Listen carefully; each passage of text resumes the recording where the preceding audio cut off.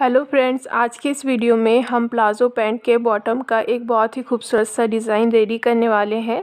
तो इसके लिए हमें सबसे पहले बुकरम लेनी है, जिसकी चौड़ाई मैंने यहाँ 10 इंच रखी है और लंबाई 9.5 इंच है। तो हमें यहाँ सबसे पहले बुकरम की खुली वाली साइड की तरफ से 2.5 इंच पर निशान लगाना है और जितना पे हम यह निशान लगाएंगे उसे हम अपने प्लाज़ो पैंट की लंबाई से लेस करके ही लंबाई की कटिंग करेंगे। तो मैं यहाँ लगभग 2.5 इंच का निशान लगा रही हूँ। तो जब हम प्लाज़ो पैंट की लंबाई का कट करेंगे तो उसमें हम 2.5 इंच को लेस करके ही उसकी लंबाई को कट करेंगे। इसके बाद अब हम यहाँ ऊपर की तरफ से 1 इंच से छोड़ते हुए यहाँ हम स्केल से दोनों पॉइंट्स को मिलाते हुए एक सीधी लाइन ड्रॉ कर लेंगे। देखिए कुछ इस तरीके से। और फिर हमें इसकी बॉर्डर भी रेडी कर लेनी है।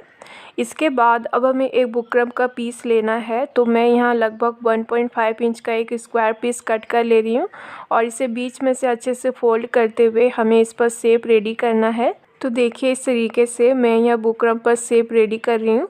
आप यहाँ अपने पसंद के हिसाब से शेप को रेडी कर सकते हैं। और अब हमने जैसा निशान लगाया है बिल्कुल उसी निशान पर हमें यहाँ बुकरम को कट कर लेना है और ये जो हमारा शेप है वो बनकर रेडी हो जाएगा। तो इसी से हम अपने कटवर्क रेडी करेंगे ताकि जो हमारे सभी कटवर्क है बिल्कुल एक जैसे रेडी हो।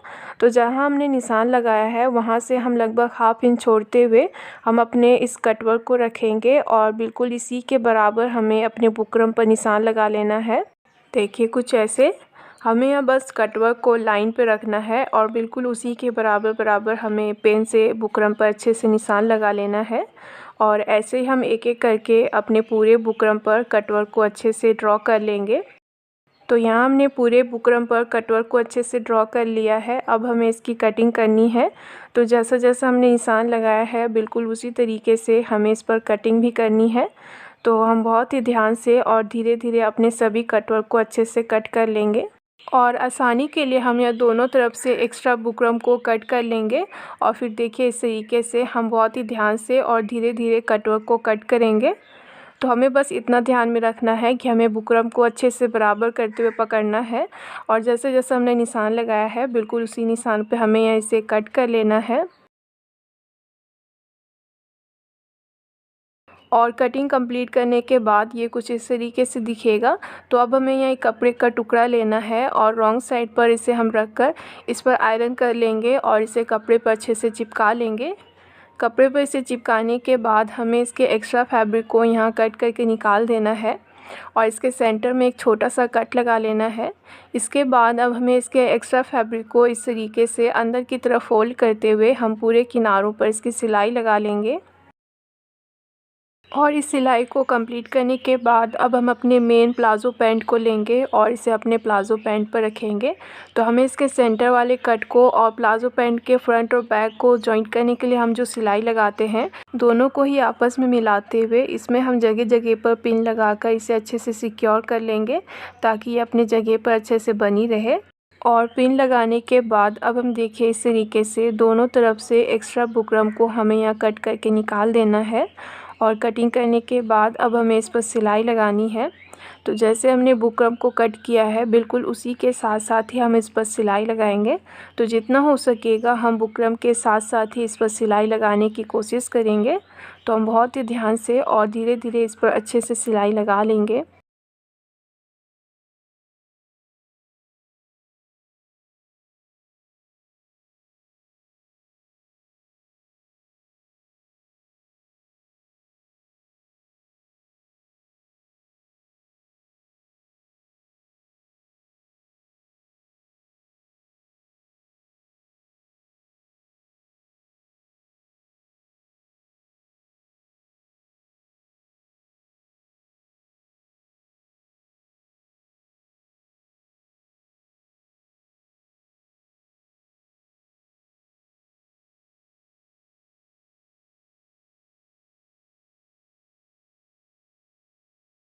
तो जब ये हमारी सिलाई कंप्लीट हो जाएगी तो हमने जो यहाँ पिन लगाया है उसे हम यहाँ बाहर निकालेंगे। और देखिए इस तरीके से हमें यहाँ दोनों तरफ से एक्स्ट्रा फैब्रिक को हमें यहाँ कट करके निकाल लेना है ताकि हमें यहाँ एक्स्ट्रा फैब्रिक को कटिंग करने में आसानी हो। तो देखिए इस तरीके से हमें बिल्कुल हल्का हल्का मार्जिन रखते हुए यहाँ कटवर्क के बीच से एक्स्ट्रा फैब्रिक को हमें कट करके निकालना है। तो ये कटिंग करते समय हम बहुत ही ध्यान से यहाँ एक्स्ट्रा फैब्रिक को कट करेंगे और इस बात का ध्यान रखेंगे कि इससे जो हमारी सिलाई है वो बिल्कुल कटनी नहीं चाहिए। तो हम बहुत ही ध्यान से यहाँ कटिंग कर लेंगे और फिर हम देखिए इस तरीके से कोनों में ऐसे छोटे छोटे कट लगा लेंगे, जिससे कि हमें इसे सीधी तरफ पलटने में आसानी होगी। और फिर देखिए हम इस तरीके से धीरे धीरे कटवर्क को सीधी तरफ पलटते जाएंगे। तो हम यहाँ एक एक करके सभी कटवर्क को सीधी तरफ पलट लेंगे और एक बार जब ये हमारा पूरा कटवर्क सीधी तरफ पलट जाएगा तो हमें इस पर आयरन कर लेना है और इसकी सिलाई को सही तरीके से बैठा लेना है। देखिए कुछ ऐसे। इसके बाद अब हमें इसे साइड में रख लेना है और यहाँ हमें 3 बोबिन लेनी है, जिसमें मैंने अपने फैब्रिक से ही मैच करता हुआ थ्रेड अच्छे से भर लिया है। आप चाहें तो यहाँ 3 अलग अलग कलर का कोई भी थ्रेड इसमें भर सकते हैं और फिर हम जहाँ नॉर्मल थ्रेड रखते हैं बिल्कुल वहीं पर हम एक एक करके इन बोबिन को रख लेंगे और जैसे हम नॉर्मल मशीन में धागे को सेट करते हैं बिल्कुल वैसे ही हम धागे को अच्छे से सेट कर लेंगे। और ये गोल जैसा जो दिख रहा है इसे हमें हल्का सा लूज़ कर लेना है ताकि हमारी जो सिलाई है वो सही तरीके से हो सके। और अब हम यहाँ धागे को सुई में डालकर नीचे वाले थ्रेड को भी ऊपर की तरफ ले आएंगे और ये हमारी सिलाई लगाने के लिए बिल्कुल रेडी है। इसके बाद अब हमें एक कपड़े का पीस लेना है, जिसकी लंबाई मैंने यहाँ 12 इंच रखी है और चौड़ाई मैंने यहाँ 10.5 इंच ली है। तो मैंने ऐसे ही 2 पीस कट किया है। तो अभी हम यहाँ एक पीस को साइड में रख लेंगे और दूसरे वाले पर हम यहाँ लगभग 1 इंच की गैपिंग रखते हुए हमें इस पर सिलाई लगानी है।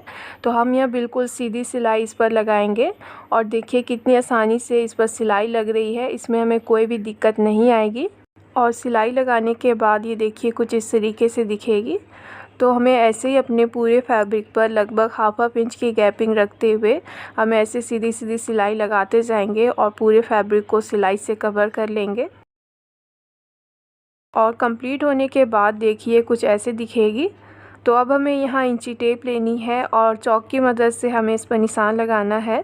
तो पहले हम यहाँ नीचे से 1 इंच पर निशान लगाएंगे और फिर उसके बाद हम 1.5 इंच पर ऐसे 3-4 निशान लगा लेंगे। और अब हमें यहाँ एक डोरी लेनी है। तो मैंने यहाँ अपने फैब्रिक से ही मैच करता हुआ डोरी लिया है, जिसे हम लगभग 2.5 इंच की लंबाई में छोटे छोटे पीसेस में कट कर लेंगे। देखिए इस तरीके से। और फिर हम इसमें 2 पीस को लेकर दोनों को ही अच्छे से बराबर करते हुए ऐसे बीच में से फोल्ड करके हमें लूप रेडी करना है और जहाँ हमने चॉक से निशान लगाया है बिल्कुल उसी पे हमें इसे रख कर इस पर सिलाई लगानी है। और ऐसे ही हमने जितने भी निशान लगाए हैं उन सभी निशानों पर हमें डोरी से ऐसे लूप रेडी करते जाना है और उस पर अच्छे से रख कर इस पर सिलाई लगा लेनी है। और जब ये हमारा कंप्लीट हो जाएगा तो हमने जो दूसरा पीस साइड में रखा था उस पर भी हम पहले की तरह ही सिलाई लगाकर उसे कवर कर लेंगे और दोनों ही पीस को हमें अच्छे से बराबर करते हुए एक दूसरे पर रखना है और इस पर सिलाई लगाकर इन दोनों को आपस में अच्छे से जॉइन कर लेना है। तो हमने जो यहाँ लूप रेडी करने के लिए इस पर सिलाई लगाई थी बिल्कुल हमें उसी सिलाई पर ये सिलाई लगानी है। और इस तरीके से सिलाई लगाने से हमारे डिज़ाइन में कोई भी एक्स्ट्रा सिलाई नहीं दिखेगी। और सिलाई कंप्लीट करने के बाद हमें इसे ऐसे फैला कर रखना है और इस पर एक टॉप स्टिचिंग लगानी है। टॉप स्टिचिंग लगाने से ये जो हमारी लूप है वो एक साइड पर अच्छे से फिक्स हो जाएगी और इसके साथ ही जो हमारा दोनों तरफ का फैब्रिक है वो भी अच्छे से अटैच हो जाएगा। और इसके बाद अब हमें बिल्कुल इसी के बराबर एक और फैब्रिक कट कर लेना है और यहाँ दोनों की राइट साइड को मिलाते हुए हमें दोनों को अच्छे से बराबर करते हुए रखना है और इसके नीचे तरफ हमें सिलाई लगानी है। तो हम यहाँ लगभग हाफ इंच फैब्रिक दबाते हुए इस पर एक सीधी सिलाई लगा लेंगे और एक सिलाई कंप्लीट करने के बाद हमें इस पर एक और सिलाई लगानी है। तो देखिए इस तरीके से हम यह फैब्रिक को सीधा करते हुए ऊपर की तरफ से हम इस पर एक सिलाई लगाएंगे और ये सिलाई हम इस प्लेन फैब्रिक पर ही लगाएंगे, क्योंकि इस प्लेन फैब्रिक को हम पीछे की तरफ पलट लेंगे तो सिलाई लगाने से ये फैब्रिक आगे की तरफ नहीं आएगी। देखिए कुछ इस तरीके से। तो ये जो हमारा नीचे वाला हिस्सा है वो बनकर रेडी हो गया है। अब हम अपने मेन प्लाज़ो पैंट को लेंगे जो कि हमने पहले से ही तैयार करके रखा था। तो हम यह दोनों की सिलाई को अच्छे से मिलाते हुए देखिए इस तरीके से रखेंगे और ये जो हमारा लूप वाला हिस्सा है इसे हम प्लाज़ो पैंट की बाहर की तरफ रखेंगे और प्लाज़ो पैंट को देखिए हम नीचे वाले डिज़ाइन से लगभग 2.5 इंच ऊपर की तरफ रखेंगे, क्योंकि हमने यह बुकरम पर भी कटवर्क को ड्रॉ करते समय 2.5 इंच पर ही निशान लगाया था। तो उसी हिसाब से हम यह प्लाज़ो पैंट को भी नीचे वाले डिज़ाइन से लगभग 2.5 इंच की दूरी पर ही रखेंगे और इस तरीके से पिन से सिक्योर करके एक्स्ट्रा फैब्रिक को कट कर लेंगे। और अब हम यहाँ इस पर सिलाई लगाएंगे। तो यहाँ में सिलाई अपने कटवर्क के साथ साथ नहीं लगाएंगे, बल्कि हम उससे लगभग 1 इंच या हाफ इंच दूरी पर ही लगाएंगे। देखिए इस तरीके से। और पिन सेट करने से हमें इस पर सिलाई लगाने में बहुत ही आसानी होगी। तो आप भी इसी तरीके से पिन से इसे अच्छे से सिक्योर कर लीजिएगा और उसके बाद ही इस पर सिलाई लगाइएगा।